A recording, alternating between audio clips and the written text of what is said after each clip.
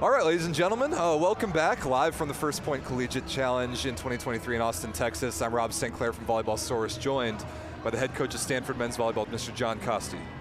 Thanks very much for your time, John. Thank you.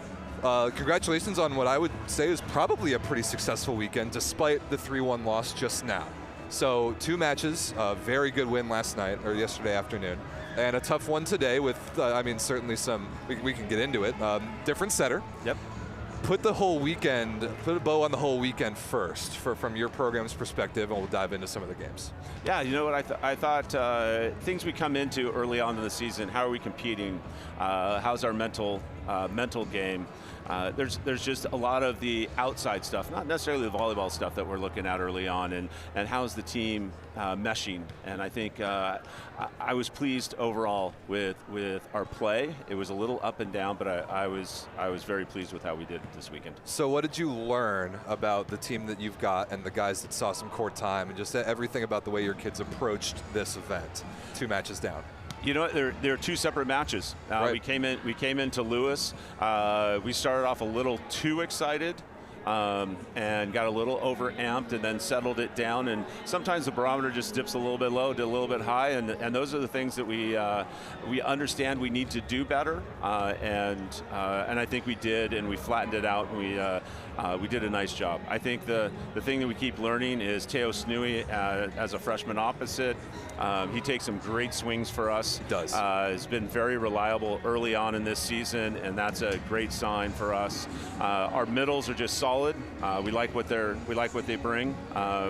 You know, we'd love to block a couple more balls, but the thing is, we're about transition, and we talk a lot about what our dig to kill ratio is, dig to set ratio, and it just keeps moving up, and we're excited about that. Nice, very nice. So talk me through what happened with you guys overnight, learning that Nathan wasn't going to be good to go. I guess he woke up with a heavy fever, or yeah, you know what? Tell me about what happened with your setters. Well, you know, welcome to college athletics. You know, guys get sick.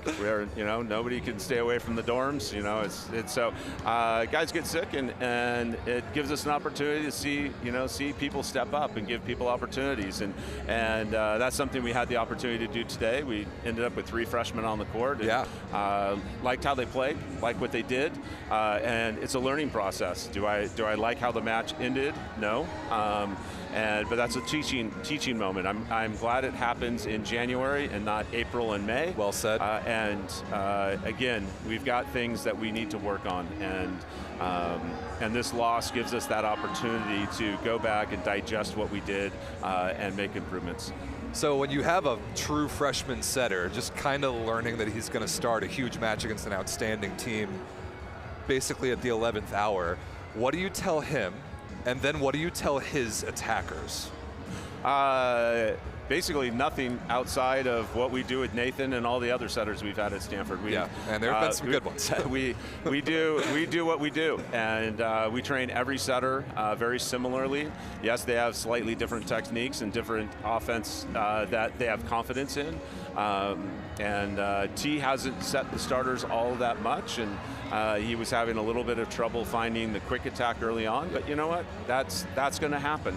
And I thought his growth through the match was great. Agreed. I thought he took command of the offense. Started out running Bix right off the bat, which is a great sign that he understands what we need out of him. That's some of those confidence-building plays. Like, you get guys one-on-nuns, you get a Bic crushed against no block. I thought he made a couple really good, like, front court one-hand grab sort of plays. Yep. That felt to me like a team around a young setter who gained confidence to grab a set like the 3rd that you guys did. Exactly, and I think our team did a nice job of rallying around him too and supporting him. And you know what, there were some balls he didn't set all that well, but they did a nice job of extending rallies and waiting until they got the right thing, and then took off. Yeah, well said. How about this entire event? This entire event in its 2nd year now, growing 4 amazing programs in the house here in Austin in front of pretty good crowds, eyeballs globally on the Volleyball World stream. What does this event mean to NCAA men's volleyball right now? Oh, it's an incredible event. We support it 100%. We support First Point Collegiate Challenge and what they are accomplishing in raising awareness of boys and men's volleyball in this country. We're really trying to get the state of Texas Texas to get high school volleyball. And I've heard that there's some really good progress in that area. And there is. And you know, when the UT coaches are here and supporting men's volleyball, I just think it's a great sport that's growing, and it's grassroots all the way.